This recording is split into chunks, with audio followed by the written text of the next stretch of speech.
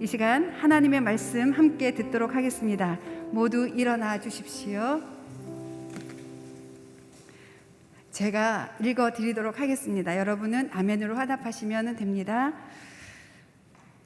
여호와께서 모세에게 말씀하셨습니다. 이 백성들이 얼마나 더 나를 업신여기겠느냐. 내가 그 많은 표적들을 저들 가운데 보여주었는데도 저들이 얼마나 더 나를 믿지 못하겠느냐. 내가 그들을 역병으로 쳐서 멸망시키고 너를 그들보다 더 크고 강한 민족으로 만들 것이다. 모세가 여호와께 말했습니다. 만약 이집트 사람들이 주께서 주의 힘으로 그들 가운데서 이끌어내신 이 백성들의 소식을 듣는다면 이 땅에 사는 사람들에게 그것에 대해 말할 것입니다. 그들은 이미 여호와께서 이 백성들 가운데 계시고 여호와께서 눈과 눈을 마주 대하듯이 그들에게 나타나셨으며 주의 구름이 그들 위에 서고 주께서 낮에는 구름 기둥으로 밤에는 불 기둥으로 그들의 앞에서 행하셨다는 것을 들었습니다. 그런데 만약 주께서 이 백성들을 단번에 다 죽여버리신다면 주에 대한 이런 소문을 들은 나라들이 이렇게 말할 것입니다. 여호와가 이 백성을 그분이 맹세한 땅으로 들여보낼 수 없어서 그들을 광야에서 죽여버렸다라고 말입니다. 내 주여, 주의 권능을 보여주시길 원합니다. 주께서 이렇게 말씀하셨습니다. 여호와는 노하기를 더디하시고 자비가 많으시고 죄와 허물을 용서하는 분이시다. 그러나 죄 있는 사람들은 결단코 그냥 용서하는 일이 없으시며 그 조상들의 죄로 인해 자식들에게 갚아 3, 4대까지 가게 하신다.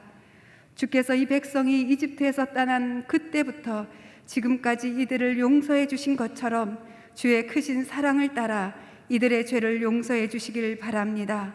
여호와께서 대답하셨습니다. 내가 말한 대로 내가 그들을 용서하겠다. 아멘. 앉아주십시오. 이 말씀을 가지고 조영 목사님께서 세 가지 가르침이라는 제목으로 말씀 선포해 주시겠습니다.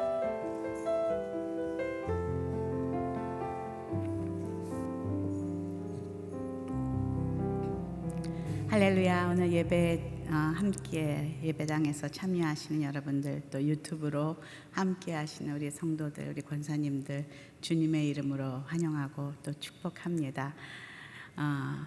그 어디나 하나님의 성령은 무소부재하시고 지금 함께 하심을 믿습니다. 그래서 동일한 은혜가 곳곳에 예배하는 자리에 넘치기를 간절히 기도합니다. 기도하겠습니다. 하나님, 오늘도 이렇게 말씀 앞에 저희가 머리를 숙입니다. 영이신 하나님을 믿음으로 만날 수 있도록 도와주시고 말씀을 통해서 주의 음성을 듣고 주의 마음을 깨닫는 은혜를 허락하여 주시옵소서. 예수님 이름으로 기도합니다. 아멘. 오늘 말씀 민수기는 히브리어로 미드바라라는 광야에서라는 그런 의미를 가지고 있습니다. 출애굽한 백성들이 그 광야 가운데 나오면서 겪게 되는 많은 사건과 일들을 기록하고 있는 것이 바로 이 민수기라고 할 수가 있습니다. 처음 그 요셉과 함께 시작한 이스라엘 백성들은 70명으로 시작했는데요. 400년의 그 긴 애굽 생활을 하면서 그곳에서 민족이 일어나고 나라가 형성된 큰 인구가 불어나기 시작합니다. 그래서 출애굽할 당시에는 여자와 어린아이를 제외하고는 60만 명이다. 그러니까 아이들과 여자들과 다 센다 하면 거의 200만 명이 넘지 않을까라는 그런 대단한 숫자가 출애굽을 한다는 걸 한번 상상을 해보십시오. 얼마나 힘들고 얼마나 이게 불가능한 일일 것 같은가. 70명을 데리고 가도 힘들 판에 정말 모세가 왜 하나님 앞에 극구 사양하면서 나는 이 리더를 맡을 수 없습니다 했는지 그 심정이 이해가 갑니다. 그럼에도 불구하고 모세가 이것을 순종할 수 있었던 이유는 이것을 처음부터 계획했던 분이 하나님이시고 그리고 하나님께서 친히 내가 너를 인도하겠다. 그리고 너에게 돕는 손길을 붙여주겠다라고 약속하신 그 약속의 말씀을 붙잡고 신뢰하면서 시작한 그 출애굽 여정이 바로 민수기에 기록되어 있습니다. 그렇게 떠났지만 밖으로는 목숨을 건 수많은 고난과 위험, 이런 전쟁의 어려움 속에서 매일매일 싸워야 했고, 안으로는 또 사람들의 불만과 비난과 또 배신들, 이런 것들로 인해 많은 고통을 당해야 했지만은 하나님께서는 그때마다 놀라운 기적과 표적으로 모세를 다시 세우시고 백성들을 다시 일으키시고 하는 그런 믿음의 여정들이 기록되어 있습니다. 민수기를 공부할 때에 여러분들이 가장 중요하게 생각해야 할 장은 민수기 13장, 민수기 14장입니다. 그것은 바로 가데스 바네아 사건입니다. 12정탐꾼을 그 가나안에 보내서 그들이 돌아와 하나님이 보낸 그 가나안 땅을 본 그 소감을 보고를 하는데, 얼마나 두렵게 그곳에는 뭐 대단한 사람들이 있고 뭐 우리는 그들에게 뭐 그들에 비하면 뭐 메뚜기 같고 뭐 하여간 아주 그런 이야기를 하면서 온 백성이 울며 불며 야단하기 시작합니다. 그리고 모세와 아론과 하나님께 불평하며 원망하며 그런 사건이 민수기 13, 14장에 기록되어 있습니다.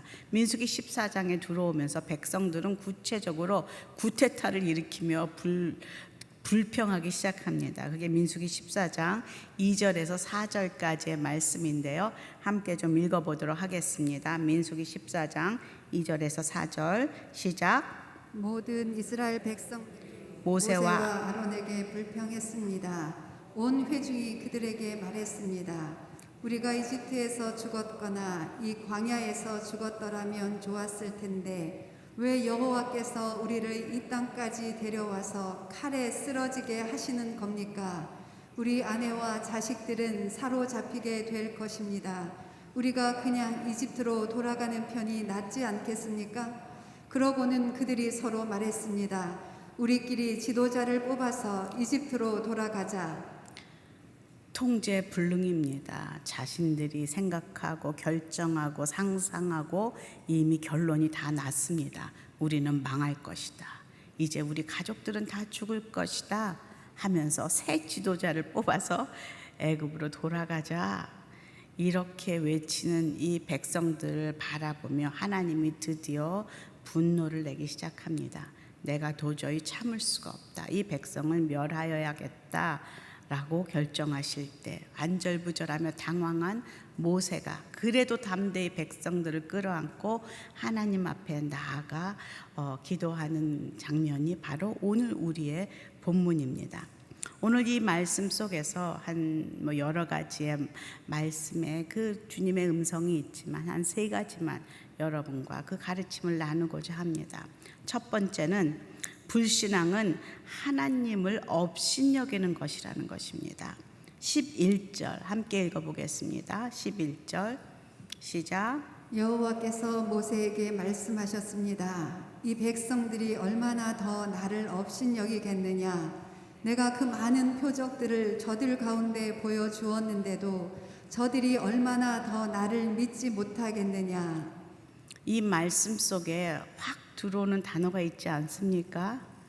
하나님이 업신여김을 받는다. 내가 나를 업신여긴다 라고 말씀하시는 이 단어입니다. 하나님을 온전히 신뢰하지 못하고 원망하고 불평하고 두려워하고 울고 불고 난리하는 것이 하나님을 업신여기는 행위다 라고 말하고 있습니다. 모세와 함께 오랜 시간 광야에서 보낸 그 백성들은 이미 하나님의 놀라운 기적과 표적과 또 그 능력의 그 손을 다 경험한 그런 백성들입니다. 그럼에도 불구하고 지금 그 언약의 말씀보다 또 그 하나님과 있었던 그 능력의 사건들의 그 시간보다 10명의 정탐꾼들의 보고에 대다수의 사람들의 말에 눈에 보이는 것에 세상의 음성에 더 마음이 움직이면서 불신앙을 보이고 있는 그런 모습입니다.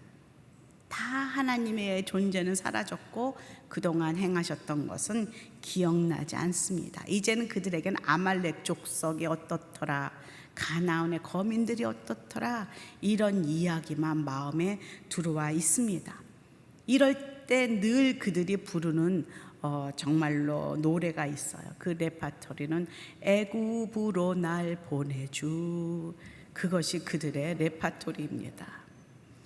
껐뜩하면 부르는 노래예요. 애굽으로 날 보내주. 그 애굽이 자기들의 고향입니까? 왜 자꾸 그쪽으로, 자기네가 노예로 있었던 것은 기억하지 못하고 그들이 기억하는 것은 무엇이냐면 그들이 그곳에서 보았던, 자기들이 섬겼던 그 주인이 먹었던 음식, 그리고 그 가정과 집, 안락한 그 상황, 이런 것들을 마음에 품고 가나안을 그것으로 그리고 나오니 지금 이런 일들만 생기면 이 레파토리가 튀어나오는 것입니다. 왜냐하면 그들이 그렸던 가나안은 바로 애굽이었기 때문입니다.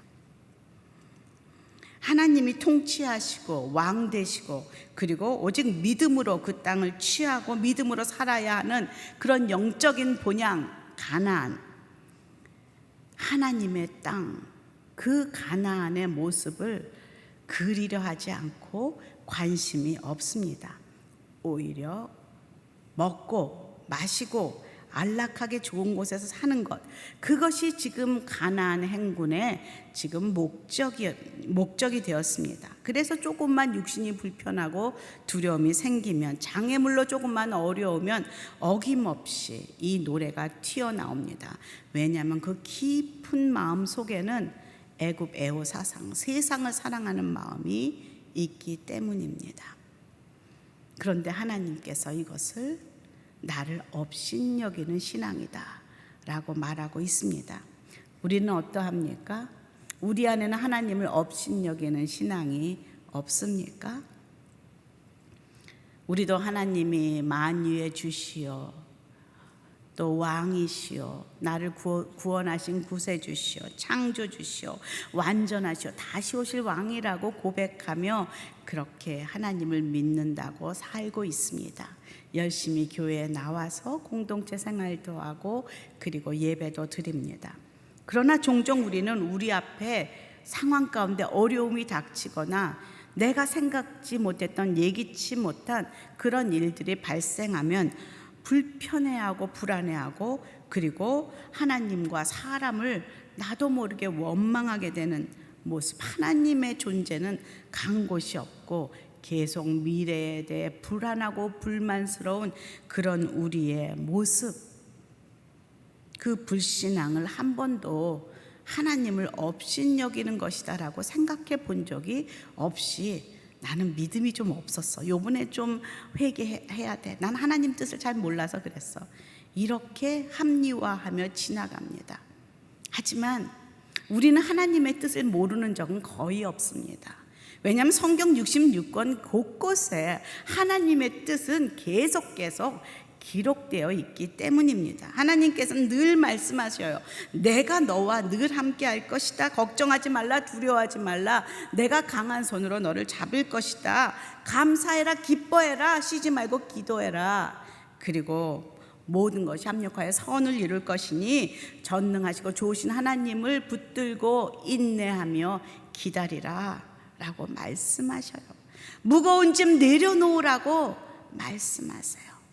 그런데 우리는 하나님의 뜻을 다 알면서도 이것을 지킬 마음이 종종 없습니다. 기다리고 싶은 마음이 없습니다. 왜 그럴까요? 이 애굽 사람들과, 이 이스라엘 백성들과 다르지 않다고 봅니다.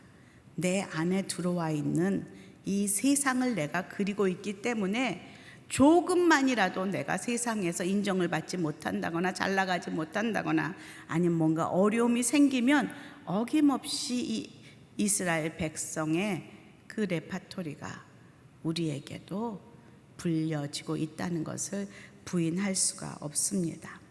하나님은 이들을 향해서 이렇게 말씀하십니다. 12절입니다. 한번 12절 읽어볼까요? 내가 그들을 역병으로 쳐서 멸망시키고 너를 그들보다 더 크고 강한 민족으로 만들 것이다. 역병이 개정에는 전염병이다 이렇게 나와 있습니다. 너무 실감나는 단어입니다. 왜냐하면 요즘 코로나 시대에 전염병이 이렇게 돌아서 정말 한국뿐 아니라 전 세계가 이렇게 우왕좌왕하고 떨고 있는 이 시대에 살고 있는 지금 우리들을 보면서 이 말씀이 굉장히 마음에 와 닿습니다. 작은 바이러스 하나로 후진국이고 선진국이고 아무 소용이 없이 인간은 이렇게 나약하구나 라는 것을 경험하는 요즘입니다. 이 말씀을 보면서 저는 문득 하나님을 업신여기는 이 시대에 하나님이 내리시는 그런 경고인가 그런 생각도 하게 됩니다. 또 요즘 인터넷 뉴스를 보면 너무나 쉽게 하나님의 이름을 조롱하고 모욕하는 욕하는 그런 댓글들을 너무나 쉽게 찾아볼 수가 있습니다. 저는 어느 날 그 댓글을 보다가 제가 막 기도가 되었어요. 이 사람 나중에 심판주 되신 하나님 앞에 섰을 때 이 쏟아뱉은 말을 이걸 어떻게 하면 좋을까 라는 그런 걱정이 들어 정말 기도가 저절로 나오는 적도 있었습니다. 그러나 하나님이 주목하고 계시는 것은 세상 사람들의 불신앙도 아니요 그런 인터넷에 떠도는 악성 댓글도 아니라는 것이죠. 하나님이 주목하고 계시는 바로 그 사람은 언약 백성입니다. 하나님이 인쳐서 하나님의 백성으로 삼으신 이 시대의 성도들, 교회들을 바라보고 계시다는 것을 우리는 잊지 말아야 합니다. 소돔과 고모라 같은 타락한 그 시대에서도 하나님께서 보시는 것은, 찾으시는 것은 10명의 의인이었다는 거예요. 숫자가 중요한 것이 아니라 그 가운데 믿음을 지키며 의롭게 살아가는 그 의인들을 찾고 계셨다는 것을 우리는 기억해야만 합니다. 이 역병을 통해서 저는 기도합니다. 하나님을 나도 모르게 업신여겼던 우리의 불신앙에서 이제는 돌이켜야 할 때구나. 다시 하나님을 붙잡고 살아가는 믿음의 세대로 다시 서야 하는구나. 이 세상이 나의 본향이라고 생각하고 계속해서 그 레파토리를 부르는 우리의 그 불신앙을 빨리 내려놓고 정말로 우리의 발걸음을 돌이켜 영원한 본향 가나안을 바라보며 저 하늘과 저 새 땅을 바라보며 우리의 본향을 꿈꾸며 소망하며 나아가는 성도들로 돌이켜야 되는구나 라는 것을 더욱 깨닫게 되는 요즘입니다. 하나님이 우리에게 주신 코로나의 뜻을 우리가 쉽게 생각하지 않기를 소원합니다. 하나님은 화가 나서 이스라엘 백성들을 다 멸하고 하나님이 인정하는 믿음의 사람 모세를 통해서 더 큰 민족을 만들겠다 이런 말씀을 하십니다. 너를 그들보다 더 크고 강한 민족으로 만들 것이다. 그들을 단번에 다 죽이고. 하나님은 그렇게 능히 하실 수 있는 분이십니다. 전혀 예상치 못한 그런 하나님의 그 말에 모세는 어떤 생각을 했을까? 당황하지 않았을까? 혹시 모세가 하나님의 속마음을 모르고 신나서 드디어 찬스가 왔구나. 가문의 영광이다. 아멘. 나도 이 사람들 다 보기 싫어 죽겠는데 라고 그것을 받았다면은 이야기가 끝이 났겠죠. 하지만 모세는 믿음의 사람입니다. 하나님의 속마음을 알고 있던 사람이에요. 모세는 자신이 아닌 아브라함과 야곱과 이삭의 하나님으로 하나님께서 민족을 이루신다는 약속을 믿고 사는 사람입니다. 자신의 사명이 무엇인지 부르심이 무엇인지 그것을 깨닫고 그 길을 가고 있는 사람입니다. 그의 관심은 자신의 명예나 높은 자리 그리고 잘 나가는 것 이런 것이 아니었습니다. 이 백성들을 가나안의 끝까지 잘 이끌고 가는 자기의 부르심에 충성을 다하여 그것을 순종하고 그리고 하나님의 그 명예와 그 영광이 더 중요했던 사람이었습니다. 그래서 그는 이렇게 하나님께 대답합니다. 13절에서 16절까지 함께 읽어보도록 하겠습니다. 시작. 모세가 여호와께 말했습니다. 만약 이집트 사람들이 주께서 주의 힘으로 그들 가운데서 이끌어내신 이 백성들의 소식을 듣는다면 이 땅에 사는 사람들에게 그것에 대해 말할 것입니다. 그들은 이미 여호와께서 이 백성들 가운데 계시고 여호와께서 눈과 눈을 마주대하듯이 그들에게 나타나셨으며 주의 구름이 그들 위에 서고 주께서 낮에는 구름 기둥으로 밤에는 불기둥으로 그들의 앞에서 행하셨다는 것을 들었습니다. 그런데 만약 주께서 이 백성들을 단번에 다 죽여버리신다면 주에 대한 이런 소문을 들은 나라들이 이렇게 말할 것입니다. 여호와가 이 백성을 그분이 맹세한 땅으로 들여보낼 수 없어서 그들을 광야에서 죽여버렸다라고 말입니다. 이 말씀을 보면서 두 번째의 가르침을 깨닫습니다. 바로 중보자는 하나님의 마음을 품고 기도한다는 것입니다. 보통 우리가 백성들의 잘못을 알고 깨닫고 기도한다면 이 백성을 긍휼히 여겨 주시옵소서, 도와주시옵소서, 한 번만 용서해 주십시오, 제발 살려주십시오, 이렇게 기도해야 우리가 기도한다는 생각을 갖고 있을 수 있습니다.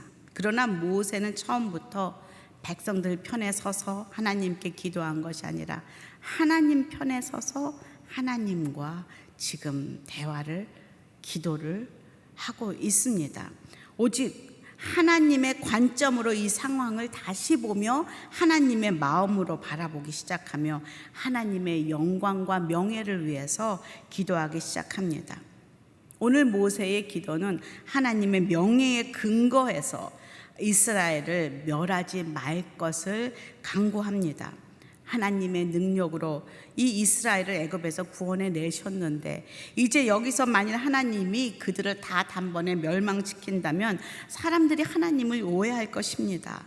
그래서 그들이 주시기로 한 땅 가나안에 들어가지 못하는 것은 하나님의 능력이 부족하기 때문이라는 그런 오해를 낳을 수도 있다는 것이죠. 그리고 하나님의 명성이 땅에 떨어질 수 있으니 이 이스라엘을 멸절하는 것을 멈추어 달라, 이렇게 기도하고 있습니다. 저는 처음 이 본문을 읽으면서 하나님이 뭐 세상의 그 눈을 두려워하는 분인가? 사람들이 나를 어떻게 생각할까? 그곳에 그렇게 뭐 생각을 할까? 이런 생각을 했었습니다. 그런데 이번 말씀을 이렇게 준비하면서 이 말씀을 묵상하면서 모세의 마음이 느껴집니다. 그가 그동안 출애굽의 모든 순간순간 경험했던 하나님은 바로 이런 하나님이셨어요. 처음부터 은혜와 자비의 하나님이셨고 사랑의 하나님이셨고 능력의 하나님이셨습니다. 누구보다도 그 하나님을 순간순간 삶으로 체험했고 또 이해했던 모세입니다. 하나님과의 친밀감 속에서 그분을 두려워도 했지만 그분의 친밀감에 기뻐하기도 했습니다. 아까 찬양을 부르는데 제가 눈물이 났던 그 구절이 바로 그 하나님을 기뻐하는 그 하나님이 두렵지만 친밀한 하나님이라는 그 단어에 제가 무너지더라고요. 그런 하나님을 경험한 모세입니다. 처음부터 하나님의 뜻은, 하나님의 마음은 이스라엘 백성들을 구원하고자 하는 마음이었어요. 그게 하나님 아버지의 마음이에요. 살리고자 하는 마음, 죽이려고 하는 것이 하나님 마음이 아니라는 것을 모세는 알고 있습니다. 그 마음을 알고 있는 모세는 지금 이렇게 하나님 앞에 사람들을 빗대어 이야기하지만 그 진심 깊이 들어가 보면 하나님에게 이렇게 호소하고 있는 것이 아닌가 제가 적어 보았습니다. 하나님은 처음부터 이스라엘을 살리고자 하신 분이 아니십니까? 애굽에서 노예 생활에 고통스러워 부르짖던 주의 백성을 구하고자 결정하셨고 수많은 기적과 표적을 통해서 그들을 구원하셨던 하나님, 그리고 그 백성들 가운데 계시며 눈과 눈을 마주대하듯 나타나셨고 늘 구름 기둥과 불 기둥으로 인도하셨던 하나님, 그들을 사랑하시고 구원하시기 위한 것이 바로 처음부터 하나님의 뜻이었지 않습니까? 그들을 가나안으로 이끌고자 가시고 했던 것이 하나님의 뜻인 것을 저는 압니다. 그것이 하나님의 마음인 것을 저는 압니다. 하나님의 마음을 알고 지금 그것을 올려드리고 있는 모세입니다. 이걸 보며 중보기도가 무엇인지를 깨닫게 됩니다. 내가 주인공이 돼서 내 식대로 이거 고쳐주세요, 저거 해주세요 막 이런 것이 아니라 하나님이 보시는 눈으로 그걸 보면서 하나님의 마음을 품고 깨닫고 하는 중보기도. 중보기도는 하나님과의 친밀한 관계 속에서 시작됩니다. 그래서 하나님의 관점으로 이것을 바라보며 그분의 마음에 있는 것을 내가 다시 올려드리는 것이 중보기도라고 믿습니다. 하나님을 내가 사는 세상으로 끌어들여서 요거 고쳐주세요, 저거 만들어주세요, 이거 뭐 어떻게 바꿔주세요가 아니라 하나님이 계신 그곳으로 내가 올라가. 하나님이 계신 그곳으로 내가 어떻게 올라갑니까? 내가 날아갑니까? 아니요. 하나님은 영이시라. 내가 하나님이 계신 곳에 올라가는 방법은 딱 하나밖에 없어요. 어떻게? 믿음으로. 하나님의 자리로 올라가. 영으로. 영의 세계는 믿음의 세계입니다.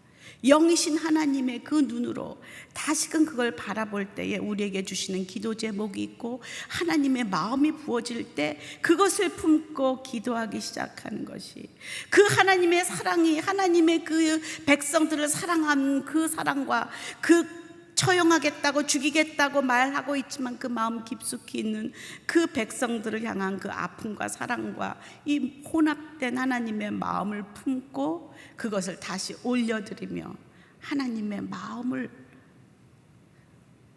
올려드리는 것이 바로 중보기도다라는 것을 깨닫게 됩니다.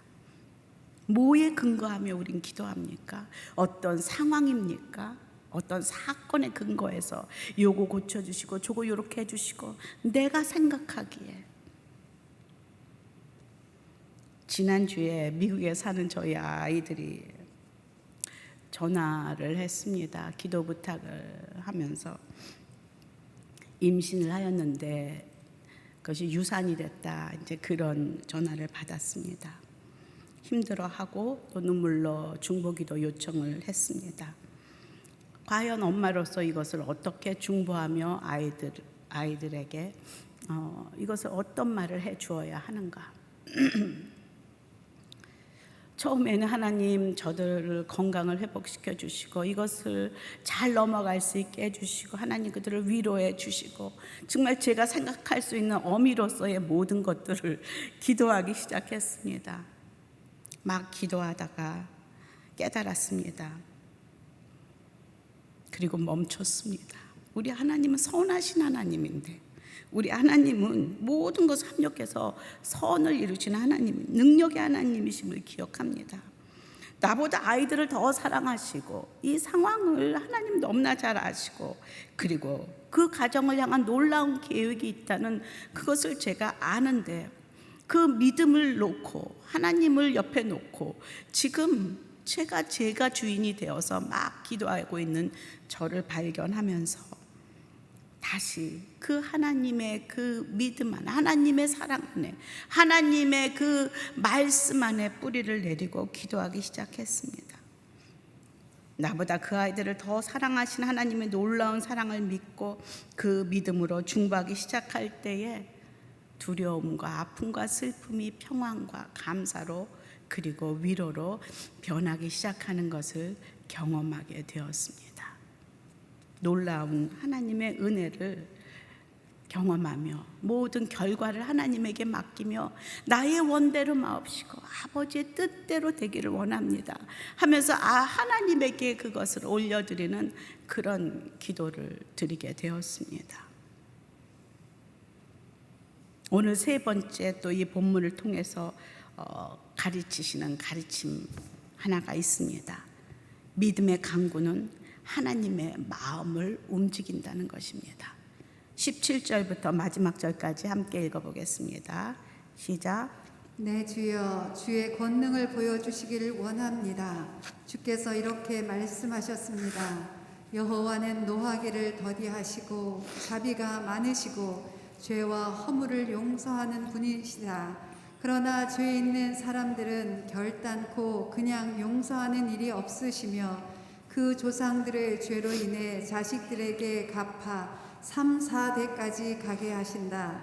주께서 이 백성이 이집트에서 떠난 그때부터 지금까지 이들을 용서해 주신 것처럼 주의 크신 사랑을 따라 이들의 죄를 용서해 주시길 바랍니다. 여호와께서 대답하셨습니다. 내가 말한 대로 내가 그들을 용서하겠다. 아멘.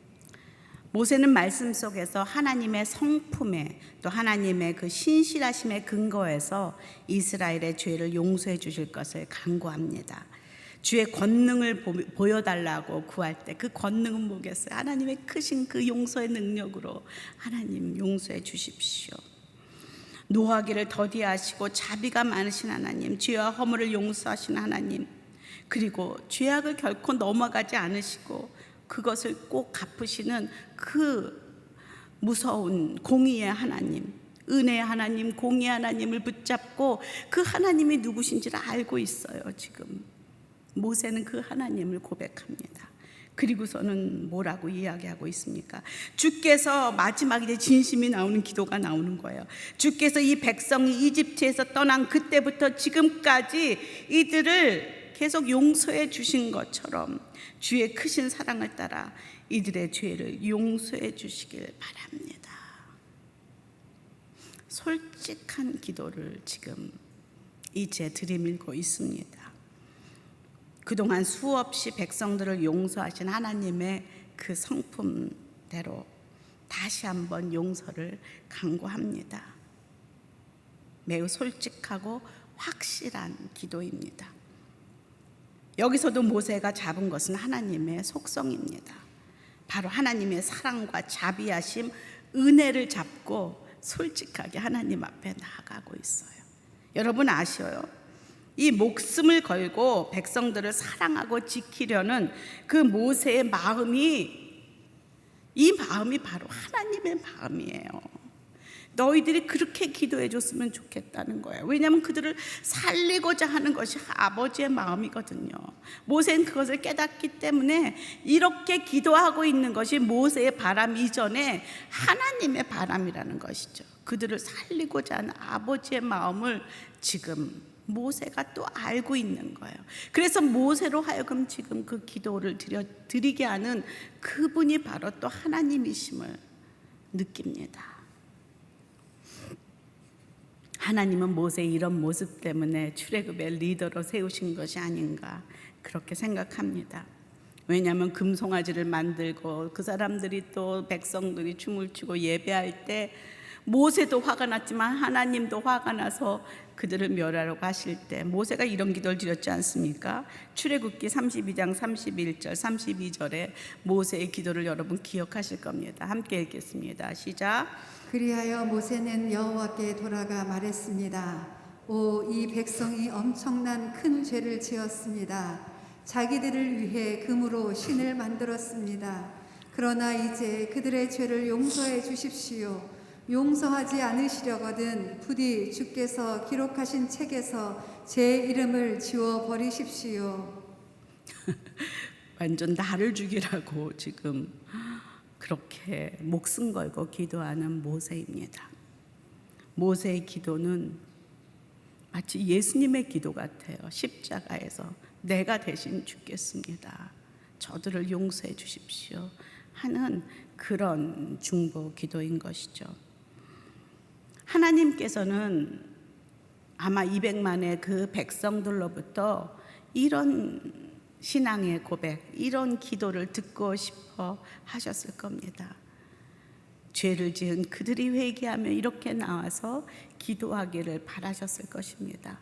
그러나 그들은 아무도 그렇게 기도하지 않고 그 많은 200만 중에서 단 한 사람, 모세만 나와서 그 모든 백성들 앞에 서서 이 기도를 드리고 있습니다. 단 한 사람의 믿음의 기도, 그 단 한 사람의 믿음의 기도가 하나님의 마음을 움직였다는 것이죠. 20절에 여호와께서 대답하셨습니다. 뭐라고 대답했습니까? 내가 말한 대로 내가 그들을 용서하겠다. 내가 그들을 용서하겠다. 물론 그들은 가나안에 들어가지 못하고 그 광야를 헤매게 됩니다. 하지만 단번에 죽이는 그런 일 지금 모세가 막은 것이죠. 지금 이 단 한 사람, 우리는 숫자에 참 민감합니다. 요새 TV를 보니까 대통령 선거도 지지가 얼마고 얼마가 일로 갔고 절로 갔고 매일 그 통계적으로 그게 올라갔다 내려갔다 하는 것을 보게 됩니다. 그런데요, 하나님은 숫자에 관심이 없습니다. 이 믿음을 가지고 중보하는 단 한 사람이 이 나라에는 필요합니다. 하나님이 그 믿음을 보시고 이 나라를 지키세요. 이 나라를 보호하세요. 저희가 마리아 행전을 하면서 많은 여인들이 모여서 함께 기도합니다. 정말 저는 소원합니다. 그 마리아 행전에 정말 모세의 마음으로 기도하는 여인들, 그 중보자들이 한 사람 두 사람 앉아 있을 때 하나님께서 너의 기도를 듣고 내가 너의 믿음을 보고 이 나라 이 민족을 내가 보호하겠다. 아까 우리 권사님 기도하신 대로 내가 회개하며 주님 앞에 나아가 이 백성을 끌어안고 기도할 때에 이 땅을 고칠 것이다 라는 그 믿음을, 말이 필요 없어요. 말은 해도 소용이 없어요. 믿음이 필요한 것이죠. 모세가 가지고 있었던 것은 그 믿음이었어요. 그 광야 생활을 통해서 하나님이 그런 분이셨다는 것을 믿었다는 것이죠. 그 모세이기에 하나님이 들으셨던 것이죠. 이것이 중보기도입니다. 하나님의 사랑에 의지하여 믿음으로 기도하는 기도, 하나님의 성품과 말씀을 붙잡고 믿음으로 기도하는 기도. 많은 사람들이 하나님 앞에 오늘도 중보하며 가족을 위해, 사랑하는 사람들을 위해, 나라를 위해, 열방을 위해, 선교사님들을 위해, 교회와 성도들을 위해 그렇게 기도합니다. 그런데 오늘 중보기도, 이 모세의 가르침 세 가지를 붙잡고 다시 한번 나의 삶을 돌아보길 원합니다. 먼저 나의 삶은 하나님을 업신여기는 불신앙은 없는가? 나도 모르게 내 안에 애굽이 들어와서 그렇게 내 안에 두 마음이 있어서 하나님을 업신여기는 그런 불신앙은 내 안에 없는가? 라는 것을 점검하게 됩니다. 같이 기도하는 것은 함께 합니다. 하지만 하나님 앞에 내가 섰을 때 나는 과연 그런 기도의 사람인가? 그런 믿음의 사람인가? 저희가 마리아 행전에서 그때 했던 그 신부의 기도 있지 않습니까? 그것을 매일매일 적어가면서 정말 내 안에 하나님의 그 사랑을 향한 신뢰가 참 없다라는 생각을 합니다. 하나님이 자꾸 나를 사랑한다고 하는 것을 자꾸 반복해 주시는 것이 이유가 있구나. 그렇게 보여주시고 그렇게 해주셨는데도 뭔 일만 일어나면은 금방 입이 나오고 세상을 바라보고 사람을 바라보고 하나님 외에 다른 대안책을 발견하는 그 나의 모습을 하나님이 매일매일 돌이키시는 훈련이구나 라는 것을 제가 적어가면서 깨닫게 됩니다. 두 번째로, 나는 누구의 마음으로 누구 편에 서서 기도하고 있는가? 내가 기도하는 것은 지극히 상황을 붙잡고 하나님이 어떻게 생각하는지 상관없이, 이것이 불법인지 뭔지도 상관없이 그저 이 상황만 좋게 해달라고 혹시 기도하고 있지는 않은지, 또 나는 믿음을 가지고 말씀에 순종해서 붙들고 기도하고 있는지, 하나님이 오늘 이 세 가지 가르침을 통하여서 저의 기도를 다시 돌이키길 원하십니다. 그리고 이 코로나가 왕성한 이때에 저희가 이 시대를 통하여, 이 모든 상황을 통하여 하나님께 돌이키는 그런 은혜를 이 기간 동안에 회복하기를 원하십니다.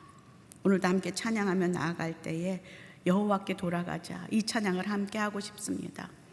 이 시대에 우리가 다시금 믿음으로 돌아가고 그리고 믿음을 붙잡고 승리하는 은혜가 우리 안에 있기를 원하면서요, 함께 찬양하겠습니다.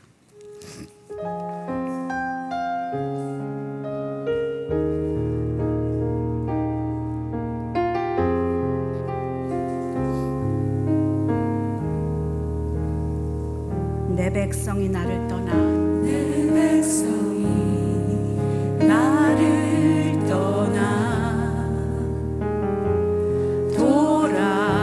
돌아섰지만 내 사랑이 내 백성을, 내 사랑이 이것이 아버지의 마음입니다. 포기 못하니 내 모든 것 내어주고 내 모든